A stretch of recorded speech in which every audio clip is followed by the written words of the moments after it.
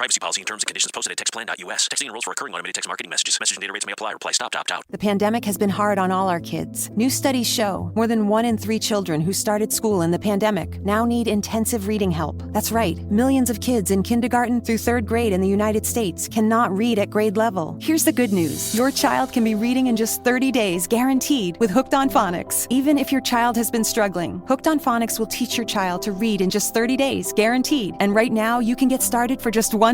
Text the word GRADE to 323232 right now. Hooked on Phonics is highly effective and incredibly fun. And everything can be done right from home and in less than 20 minutes a day. For more than 30 years, Hooked on Phonics has been the proven learn-to-read program that kids love to use. Text GRADE to 323232 and teach your child to read in just 30 days, guaranteed. Text GRADE to 323232 right now and get started for just $1. Text GRADE to 323232 now. Text GRADE to 323232.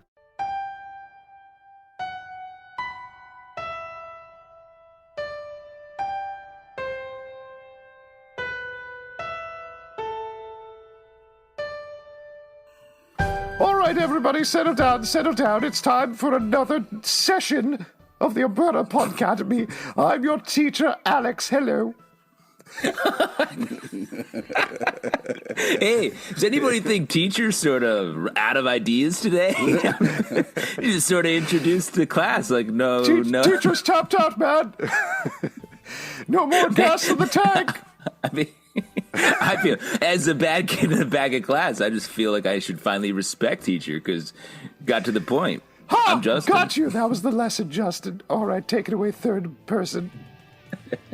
I'm Pete. And we are going to be talking about Umbrella Academy Season 3, Episode 6, Marigold. If you haven't watched it on Netflix, please go do. But in this episode, we're settling the Harlan situation quite definitively by the end of the episode as he tries to teach Viktor how to use his powers and ultimately give Harlan's portion of the power back. Meanwhile, Luther is exploring stuff over at the Sparrow Academy a little bit. Jacket change. And a jacket change, big jacket change. And Diego and Lila discover some big stuff happening in the Buffalo Room. Boom, boom. You know what goes on in the Buffalo Room. Yeah. And last but not least, Five hangs out with biker Pogo and gets tatted up. So, that all said, lots of stuff to talk about in this episode. Where should we start? Justin, you seem raring to... We should probably start at the beginning with the Pogo flashback in the Pogo Dojo. And, I mean, I don't know a lot about raising kids, but like putting them in a Pogo Dojo sounds like a great idea, and looks like a ton of fun. Yes, that was very The Matrix Kill Bill, I think purposefully so. So The Matrix, yeah. Yeah. And I heard in the next episode, Mojo Jojo is going to fight in the Pogo Dojo. Wow. That would be fun. I'm looking forward to that. I'm sorry, I've watched ahead and that's a no-go. We got this. Well, it's interesting. I mean, the Pogo of it, I think we could talk about later, but this whole intro scene, it feels like it's about Ben. It's about Ben, like, sort of going hard and then losing in the end because maybe he's not being true to himself, perhaps, because we have the scene later where Luther's like, hey, I know there's a good Ben in there. And Ben's like, I'm tough. I do karate with tentacles and stuff. Like, and I'm curious if maybe Ben's arc is going to be a major factor here in the last handful. Let's hope so.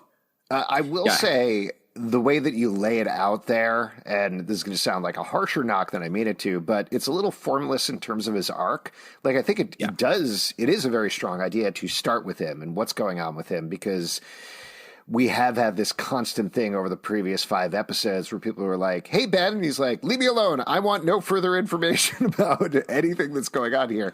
And finally, with this episode, we do get that conversation in the middle with Luther where he asks about the other Ben, and that's great. But the place we end up is him telling Faye, I'm not going to tell you why I'm bringing Luther in, ... And that doesn't seem to necessarily connect to the other stuff, at least yet. What were you going to say, Pete?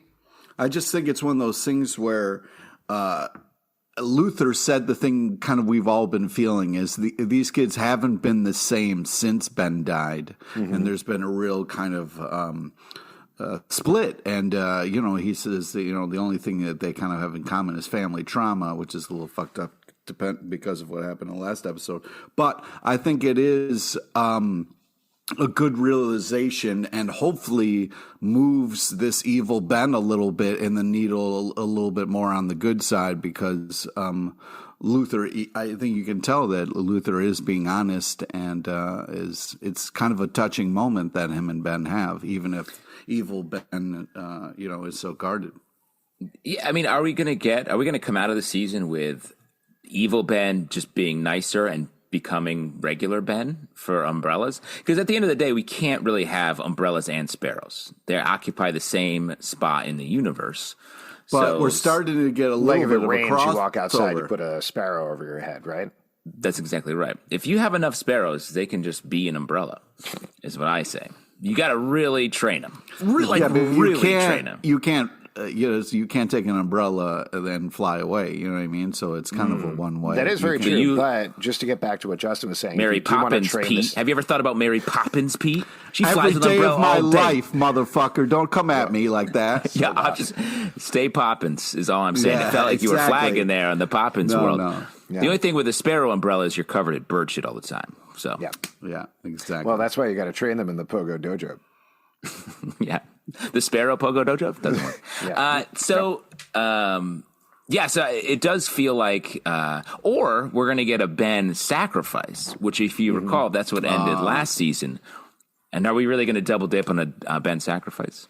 It does get to, and I know I keep harping on the same thing, but my frustration with the series where people don't seem to care about the same thing as I would in that situation, which I know is not a fair way of judging the show, but that across the board, the Sparrows are like, oh, you're from an alternate universe? Who cares? Yeah. Don't tell me any more information about that. No thanks is very weird to me.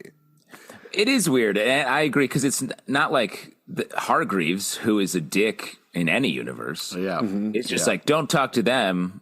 I would think like kids would be like, well, my dad doesn't like this. I'm going to give it a shot. Well, and on the opposite end of the spectrum, that's why I really like the Klaus Hargreaves thing that happens in this episode, where it is a different Hargreaves. And up to this point, he's been like, shut up, you stupid kids. Don't talk to me about anything that seems relevant in any way.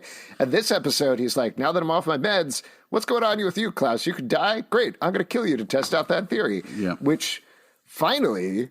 And I guess this was purposeful because he was on these meds. Wait, but finally he killed Klaus? That's what you're saying? But it feels more in line with the Hargreaves that we've known for the previous two seasons.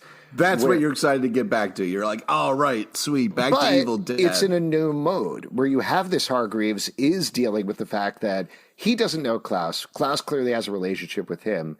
He's like, all right, let's build this relationship. Here's how I build relationships, by killing you.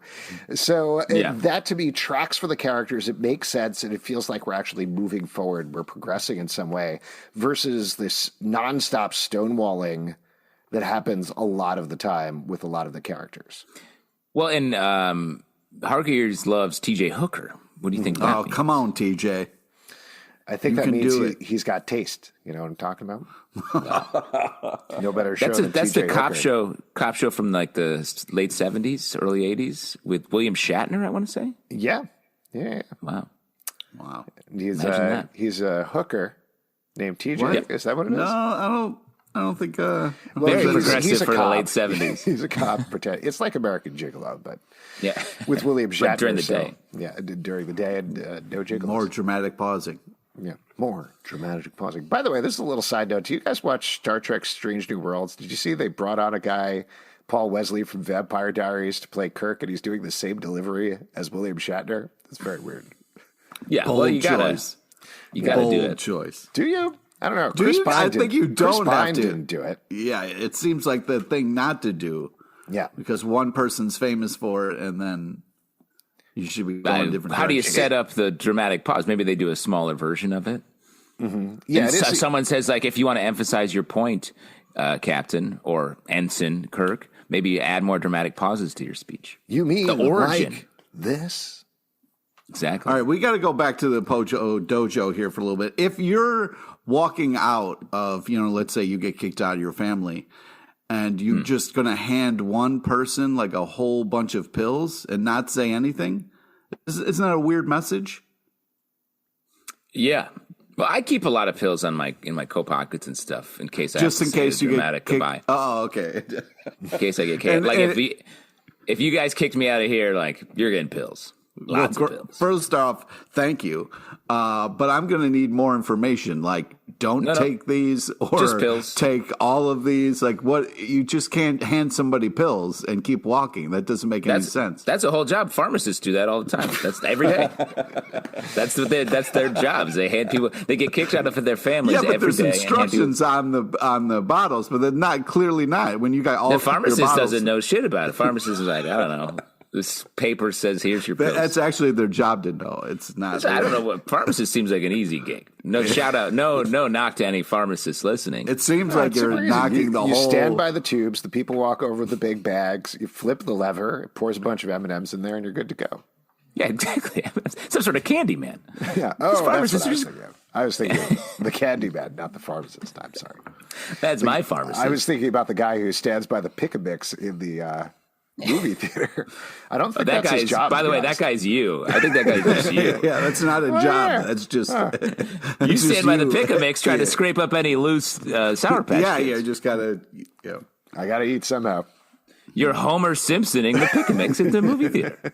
Nothing wrong with that. That's good living. I hold a bag under their bag just in case some stuff falls through.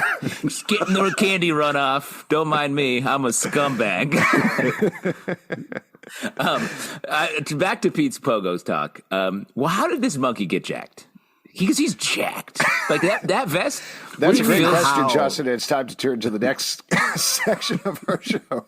How did this monkey get jacked? Next up on this episode, Pogo. I mean, you're using your arms a lot when you're tatting, so it's. Oh, you don't think he's in CrossFit or some sort of boot camp sitch? He's running a dojo. He left the dojo. He left the Pogo dojo. But you're still going to be doing your exercises even if you get kicked out of your dojo. You know what I mean? I don't know. He wasn't doing the exercise to begin with. He was just sort of pacing and telling people stuff. Yeah, he was mostly doing logistics at the Pogo dojo. You gotta to get to that level of sensei. You gotta know your stuff to begin with. Yeah, I will say I had my yearly physical recently. My doctor was like, "Hey, if you want to get some good exercise, give tattoos."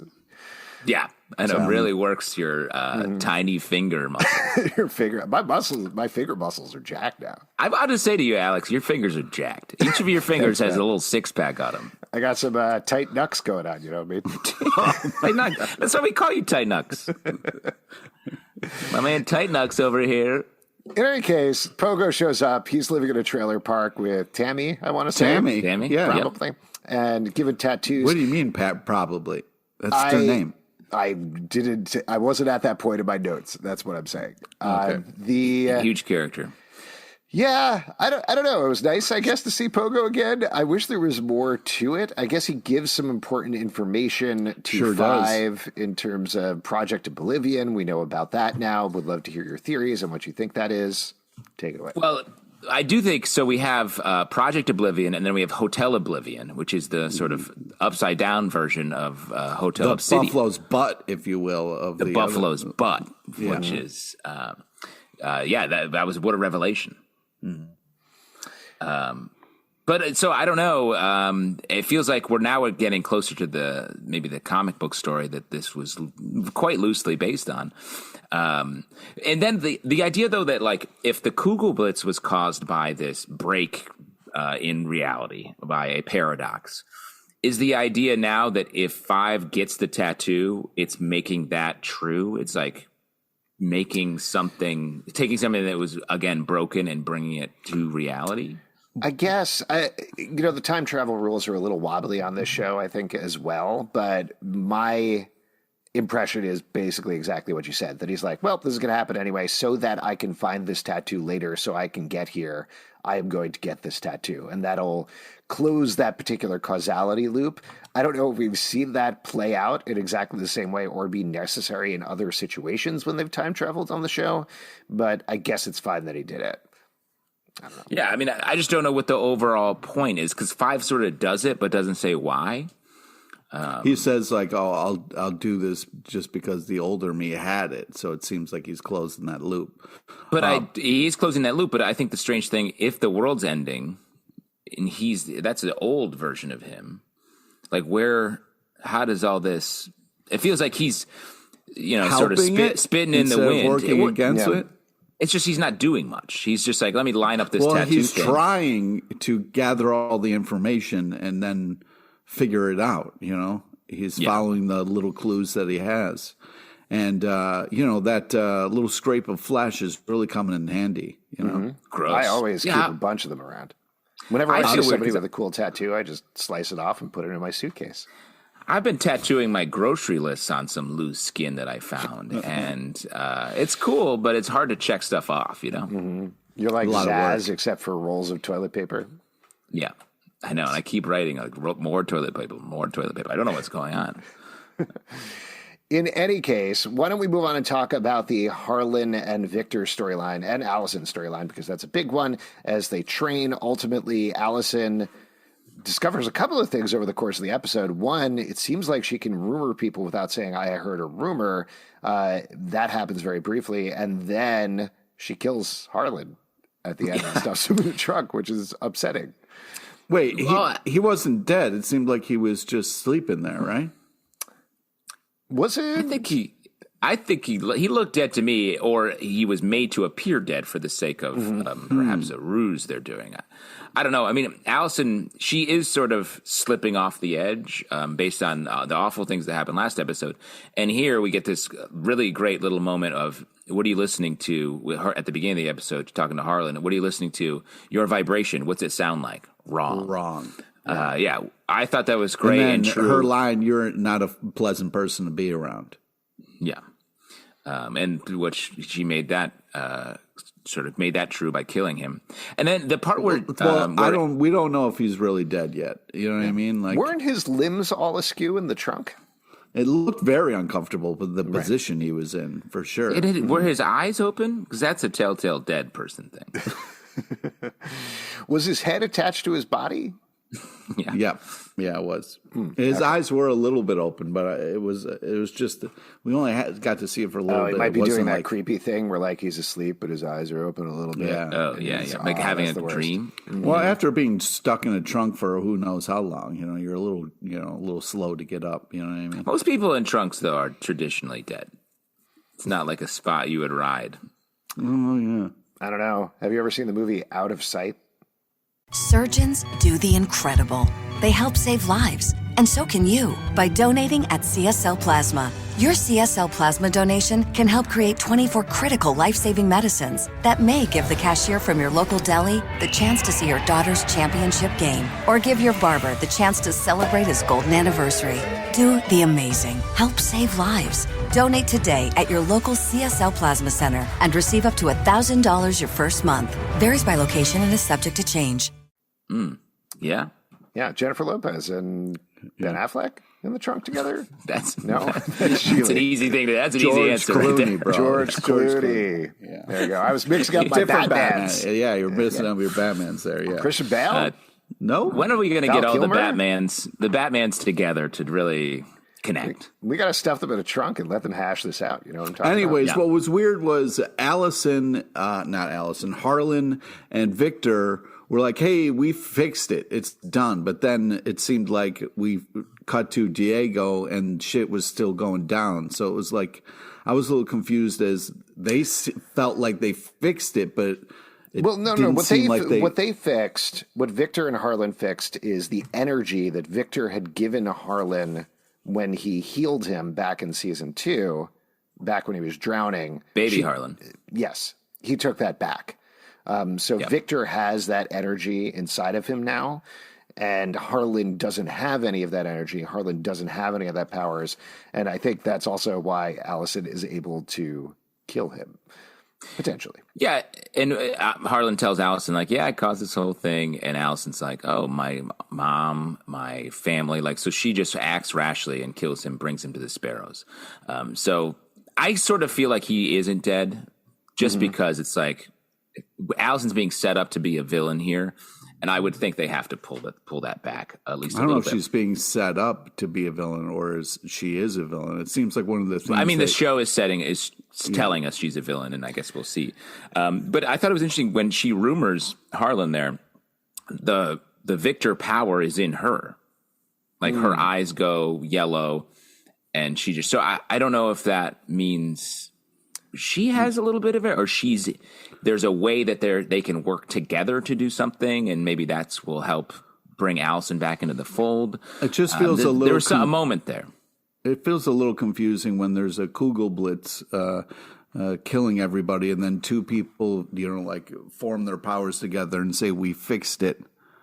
Well, and I agree with you. It's just like the 5 thing of like, he's like, I got a tattoo. And it's like, that's not super helpful when the world's being destroyed. Yeah. Maybe don't stop for a tattoo from Pogo right here. And Viktor and Harlan are like, well, I got my powers back from Harlan. It's like, great. That's not helping anything. We're not doing that really. Yeah. So. The Kugelblitz has wrecked buildings now. It iced Stanley right out of this. That was a real emotional roller coaster of like, oh, he's probably got wave gone by now, and then you see him, and then he gets wave gone. You're like, oh.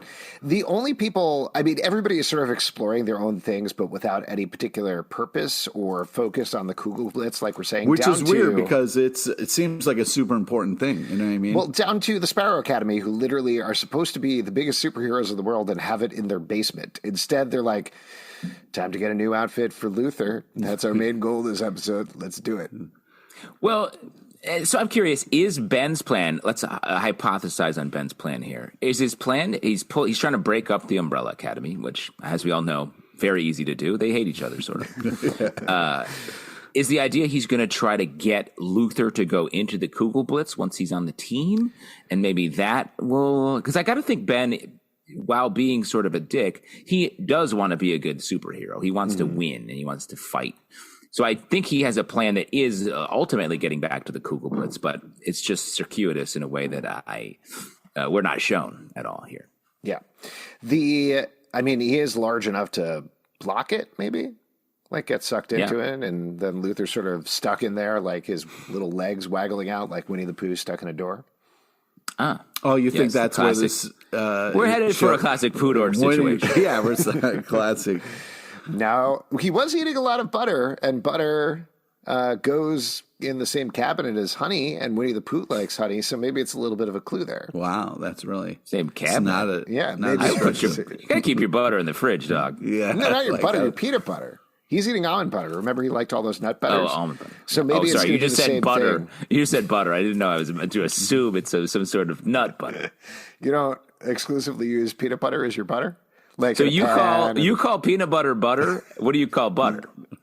You call cow butter? No peanut stick. No. The no peanut. Yes, yellow no peanut stick. Hey, get every one of them yellow no peanut sticks in the fridge, unsalted. I wanted to talk about a fun line from Luther a little bit where Ben I want to talk about this more. Well, let me just say, just to finish up the pre-butter rant, I do think that it does make sense. The one, if Ben is trying to solve the Kugelblitz, putting the umbrellas into it might work. They're the paradox. That's true. You think that? Okay, yeah, they're the paradox. So like that at least feels like if he's doing that feels like a good idea. Even though it may result in their deaths, he's like, this world is being destroyed by them. Let's see if we get rid of one of them and that helps. I wish he would say that then to Faye at the very least. Like, be like, listen, here's my plan. My plan is let's get rid of the Umbrella Academy. They're causing it. Like, it would feel like anybody is doing anything, you know? It would take 2 seconds, though, to get Luther. You just have to be like, hey, where's Sloan? You could be like, hey, Sloan, do you mind just stepping out of the room for a second? Hey, where'd Sloan go? Oh, she went to the Kugelblitz. He would just run and jump right in. It's not... Yeah. Very trickable, Luther. Yeah. Well, but I think the point, and maybe the point of that dojo scene was that, like, these people don't trust each other. As much as, like, the Umbrellas, we know they don't trust each other, or they can't get along, but they do sort of trust each other at the core. And it's the opposite for the Sparrows. They don't trust each other, but they stay in line because they're so competitive, and Hargreaves has them locked in. So I think maybe it's about Ben if he had trusted people and been a sort of a better person, they would have this solved already. I disagree. I think the Pogo Dojo, the point is tap out or pass out. That's the whole point of that. Yeah. That's the way I go to bed every night. What else should we talk about here? We touched on the Diego and Lila stuff a little bit, right? We talked about them going inside. They go inside the cabinet. Go inside. The mystery tunnel. You can't. What kid can resist a mystery tunnel? I mean, come on. There's a mirror tunnel. There's a backwards hotel. There's a lot of stuff going on there. Still has sushi though, so that's nice. And they ring the bell despite saying don't ring the bell, and then something cuts Diego's fingers off. Yeah, that's what. Yeah, I mean, if you ring the bell and an evil person comes out and cuts your fingers off for ringing the bell, I mean. I kind of understand a little bit because that person clearly hates that bell. But man, I get it because I feel uncomfortable. Like when my local grocery store, the deli counter, it's like ring a bell for service. And I feel uncomfortable doing it because I don't want to be like, I want service, you know? Yeah. But after you've been standing there for a while, you do want service. You know what I mean? Yeah, but the deli guy comes out, slices a couple fingers off. Do you get like a medium slice, or how do you slice your fingers? I like my finger meat pretty thin. Pretty thin? You want to see it. What do you say, sick nucks? When it comes to finger meat, you're the expert. You can't cut these nucks, man. Oh, wow. Uncuttable nucks? Uncuttable nucks. No way, man. I don't know. That blade that monster was wielding. I've been tatting like a monster. That's the final form of sick nucks as a Pokemon. It's sick nucks into uncuttable nucks.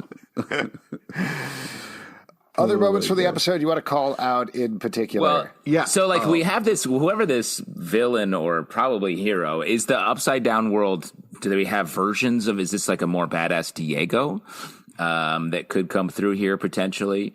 It is crazy to be hypothesizing on a show that everyone's seen what happens. We're just saying stuff that's probably definitely untrue. But I thought that would be a cool idea. The fact that he loses two fingies going after Stanley, woof, what a bummer. As a parent, I don't want to lose any fingers. But if I'm losing one and the kid's not even in there, pissed. That's not the first person who's lost a couple of fingers going after Stan Lee, though. That's all I'm going to say. Wow. Also, if the revelation, it's not his child. I think that's that's probably important to bring up. Yeah, I also really like Lila's line of like, "What are you talking about? I'm stressed eating dead fish over here." You know, like their back and forth is very enjoyable. The two of them together are magic. Yeah, what's the exchange? There's something like, "You're crazy," and they're like, "We met in an insane asylum." Yes. Yeah, exactly. And then she's like, "Well, it's a stress test. You kick the tires a little bit, see how good you are." That was hysterical. It's great that we have two characters who have matched, like Diego and Lila. It seems to be working. We got Luther and Sloan. We get a great Luther Sloan scene here. They're like humping. They're going at it. Yeah, she was like, "Yo, your bed squeaks." And that was fun. It was so cute. She's like, "I told you." When Luther is hiding. That's what I was going to call it. I think that was my favorite moment of the episode. Was that shot of the door opening and Luther, enormous dude, just standing there. Like, oh, hey. He's not even around it. He's not even around a corner. He's just leaning against a flat wall. So funny. He's just trying to flatten himself. It's great. But I mean, speaking of a great doof, like when Ben's like, "Hey, what's your game?" and he's like, "Yahtzee." Big fan of Yahtzee. Love it. Just hysterical that he's got that loaded and ready to go. Is just everything you need to know and love about Luther right there. Yeah, it was tough though because I did want the show to at least kind of address what happened in the last episode, and it just, Luther had like a little bit of a moment of like, you know, well, something happened, and I'm not going to really talk about it, but I don't think I have a family anymore, and that was heartbreaking, and I wanted more a little bit, especially some regret on Allison's part would have been nice, but I don't know. It was, I don't know. I guess I was just a little disappointed in how it was handled, I guess. In how it came spinning out of what happened last episode? Yeah. I just wanted there to be a little bit more of a ramification, I guess, or a little. I think there will be. I feel like letting a little time pass from what happened, and seeing Allison continue to sort of descend, while Luther now she's is just sort of throwing it around willy nilly, like just using it on everybody, and I mean, Jesus.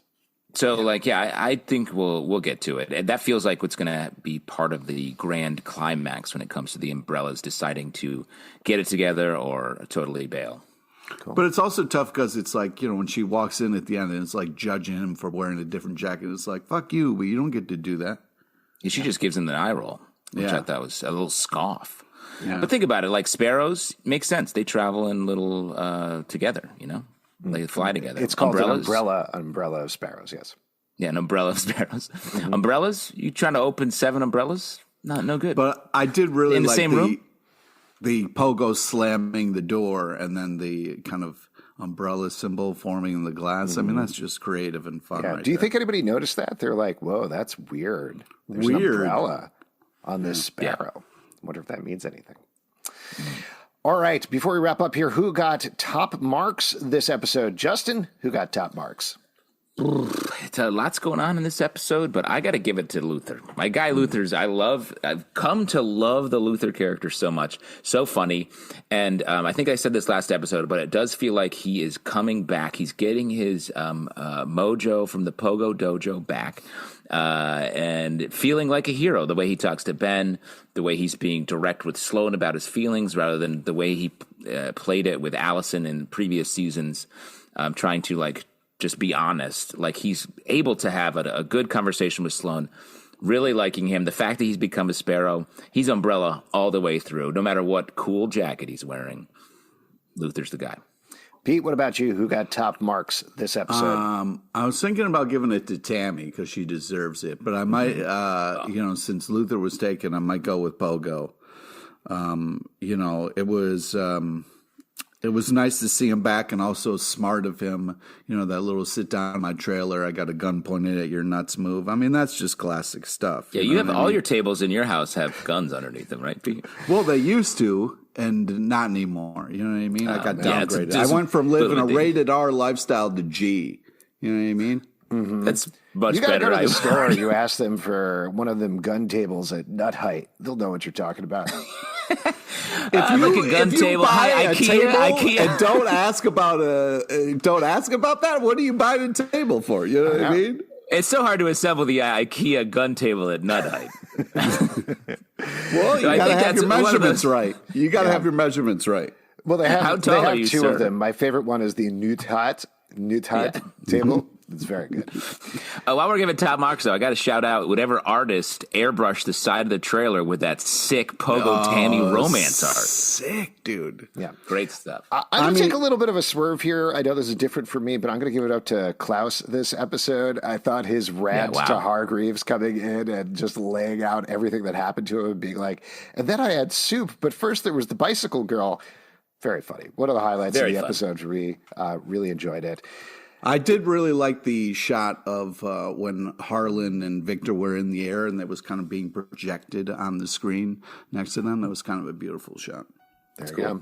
If you'd like to support our podcast, patreon.com/comicbookclub. Also, we do a live show every Tuesday night at 7 p.m. to Crowdcast and YouTube. Come hang out. We would love to chat with you about Umbrella Academy.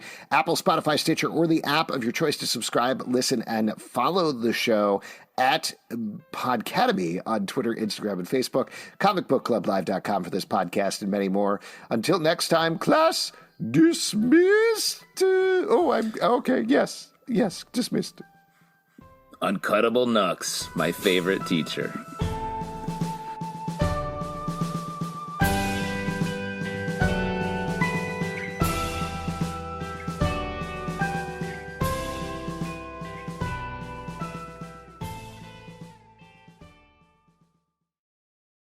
At the United States Postal Service, we deliver fast and affordably for small biz, big box, large scale, wholesale, retail, B2B, B2C, ASAP. USPS, delivering for America. Learn more at USPS.com/delivering.